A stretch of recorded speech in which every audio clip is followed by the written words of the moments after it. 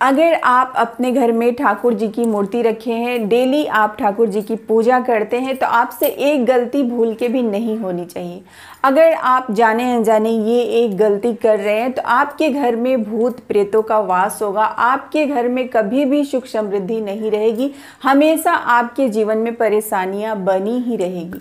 बहुत लोग बोलते हैं कि दीदी मैं अपने घर में ठाकुर जी को ले आई हूँ, ठाकुर जी की नित्य सेवा करती हूँ, फिर भी हमारे घर में सुख समृद्धि नहीं है, तो क्या करें, कोई उपाय बताएं।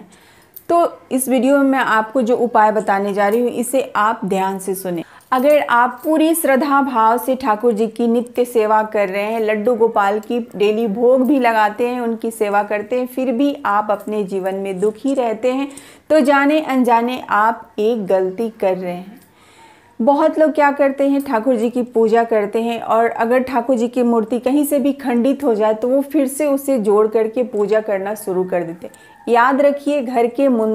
के मंदिर में कभी भी कोई खंडित मूर्ति नहीं होना चाहिए। अगर आपके घर में कोई खंडित मूर्ति है और आप उनकी पूजा कर रहे हैं तो उस मूर्ति में भगवान का वास ना होकर के उस मूर्ति में प्रेत का वास हो जाता है, निगेटिव एनर्जी उस मूर्ति में आ जाती है। तो अगर आपने ये गलती जाने अनजाने की है, जैसे कि कहीं से भी अगर उनकी बांसुरी टूटी है या फिर कोई भी एक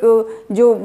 कृष्ण जी की मूर्ति पे छोटे छोटे गोटे लगे होते हैं, अगर वो भी गलती से टूट गए हैं, कहीं से भी अगर हल्की सी भी चटकी हुई आपकी ठाकुर जी की मूर्ति है, लड्डू गोपाल की मूर्ति है, तो उसे आप किसी भी बहते हुए जल में प्रवाहित कर दीजिए, उसे अपने मंदिर से जितनी जल्दी हो सके निकाल दीजिए और नया लड्डू गोपाल की मूर्ति आप ला करके उनकी डेली सेवा करें, उनकी डेली आप पूजा करें। अगर आप ऐसा नहीं करते हैं तो आपके घर में चाहे आप कितना भी पूजा पाठ कर ले, आपके घर में कभी सुख समृद्धि नहीं होगी, हमेशा ही निगेटिव एनर्जी का वास बना रहेगा, आपके घर के सारे लोग हमेशा ही परेशान रहेंगे।